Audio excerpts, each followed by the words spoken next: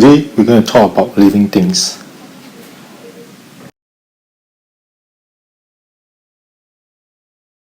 So what exactly are living things? Living things are things that need water, food and air.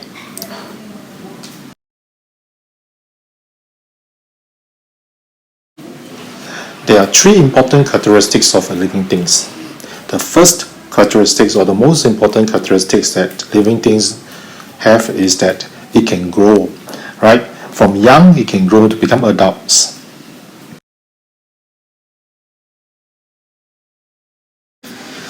Living things can also respond to changes, right? They can move, whether they can walk, or run, or jump, or they can basically respond to certain stimulus.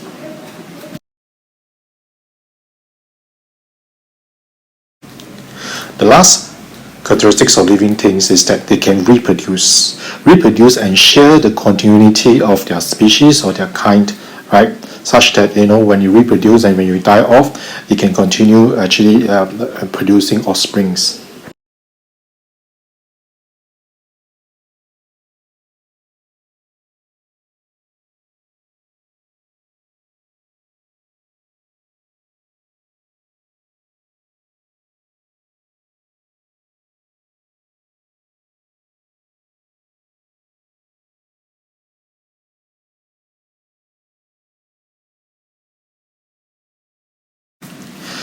Living things are generally grouped into four different classes.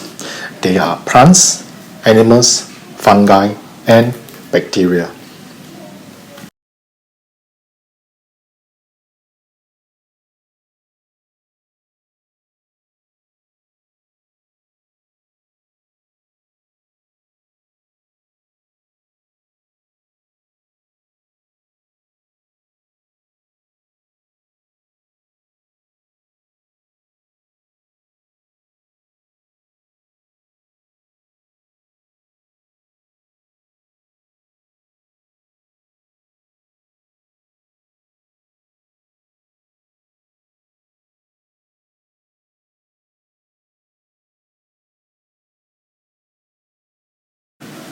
One of the class of living things are the plants.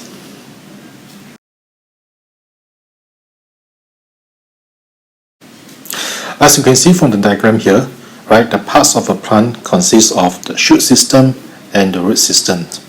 The shoot system contains different important parts of the plants like the flower, fruit, stem, leaf, right, and a bulb. The root system basically usually contains the primary roots and the secondary roots.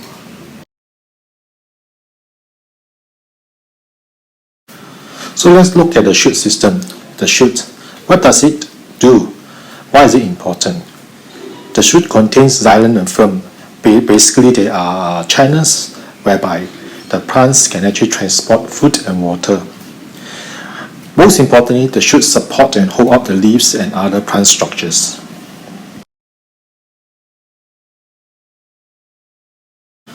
What about the roots? What is so important about the root? Okay, the root basically, the most important function of the root is to take in water and minerals from the soil. It is also very important to support and hold up the whole plant.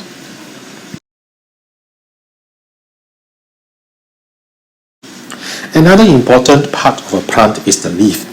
Okay, the leaf is the part of the plant where photosynthesis takes place.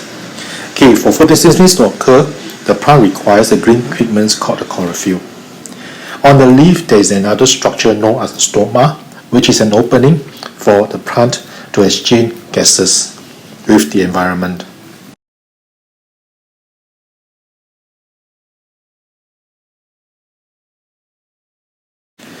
What exactly is photosynthesis?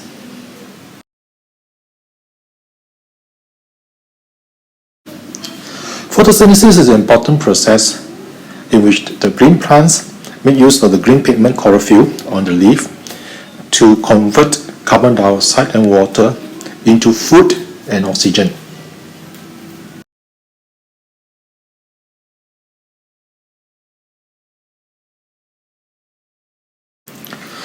What are the different types of plants in our ecosystem.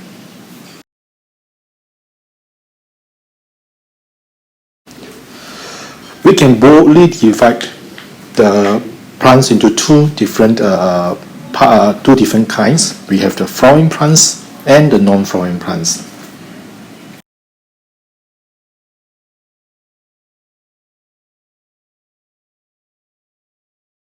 That concludes what I need to say about plants, right? Do come back again if you need to review this particular topic again. Thank you.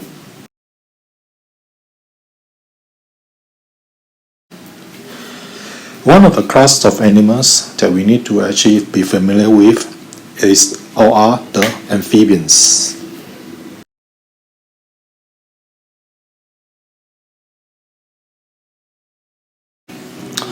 Amphibians are cold-blooded. Their temperature or their body temperature basically fluctuates or changes with the temperature of its surrounding.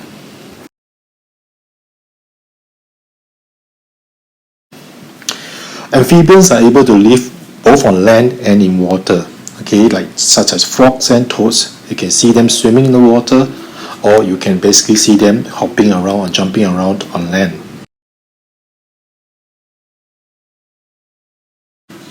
The youngs of the amphibians breathe using gills, right? In the diagram here, you can see a tadpole, right, of a frog or a toad, and basically they have gills for them to actually breathe.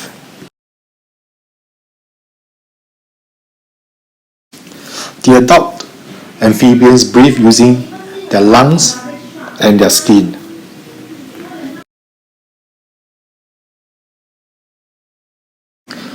Examples of the amphibians are frog, toad, and newt.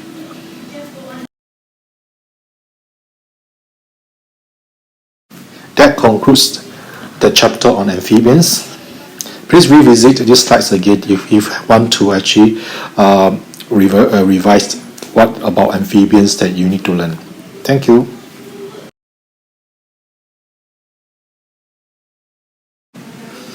Another class of animals that we need to look at are the birds. The birds lay hard-shelled eggs.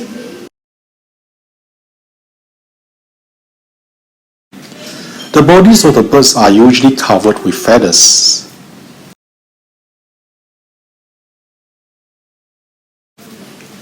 The birds are usually characterized by the presence of their toothless beak.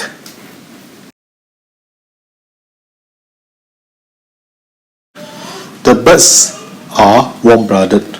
That means their body temperature are constant, irregardless of the temperature of this surrounding.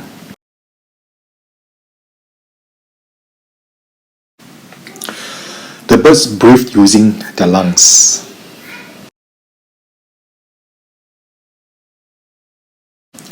Examples of the birds are pigeon, eagle, and chicken.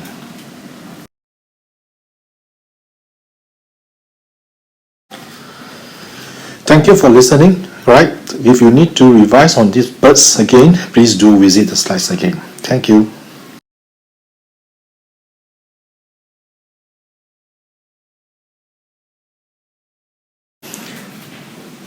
Fishes are another class of animals in our ecosystem.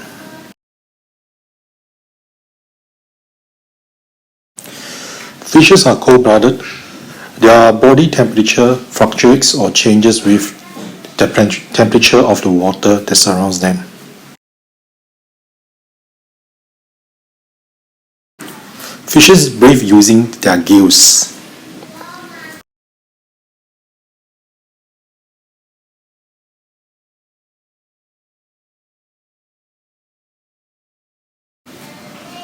That's all for fishes. Please come back again if you need to revise this topic on fishes.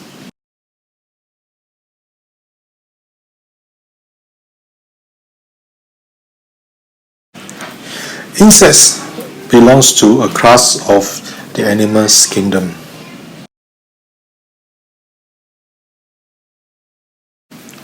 Insects have exoskeleton, which are skeleton outside of their body.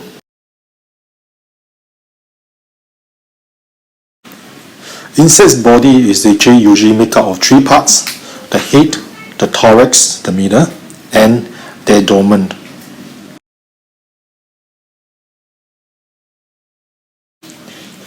Insects have 6 legs.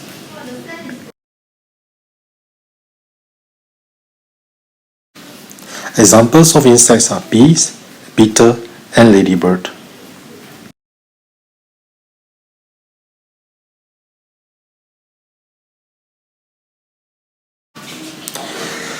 Insects. Thank you.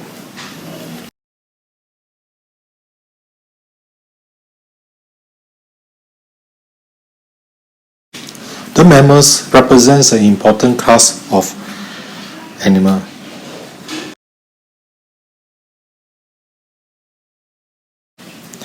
Mammals are usually covered in either fur or hair.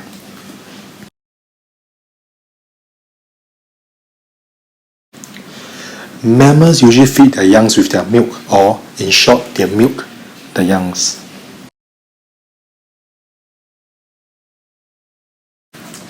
Mammals are warm-blooded. Their body temperatures are constant and does not change with the temperature of its environment.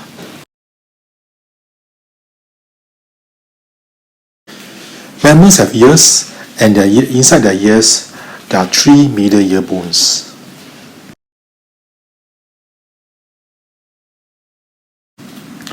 Mammals breathe using their lungs.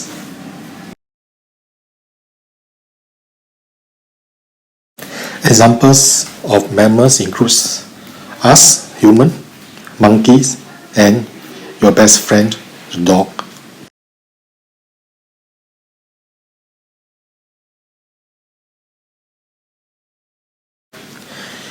Mammals. Thank you for listening.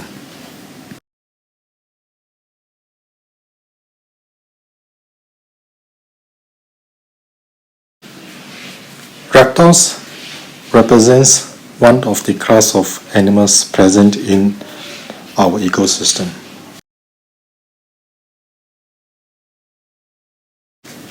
Reptiles are cold-blooded. Their body temperature changes with the temperature of their surrounding.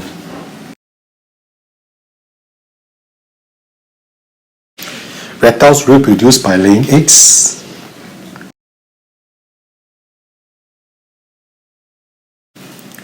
Reptiles are usually covered in scales.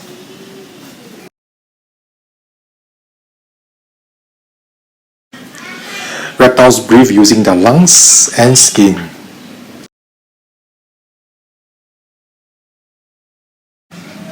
Examples of reptiles are snakes, tortoises, and crocodiles.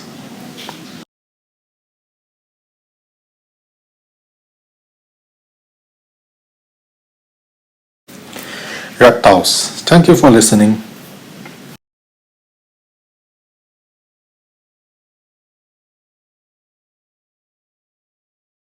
Fungi are important families of our living ecosystem.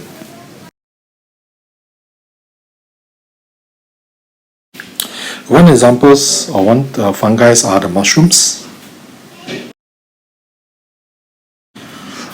Not all mushrooms are edible, which means some of the mushrooms are poisonous and you'll get sick if you eat those poisonous mushrooms.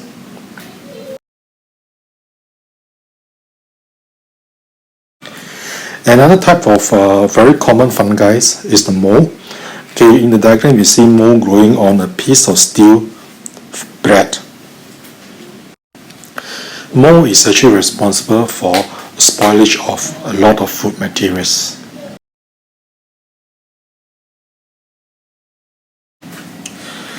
The last examples of fungi that I'm going to talk about is the yeast. Yeast is a very important class of fungi. Okay, traditionally, yeast has been used to make bakery products like bread.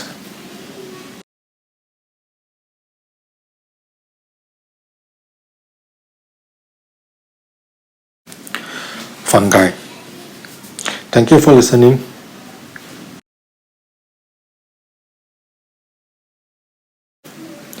That's the end of the things they need to learn about living things at this moment.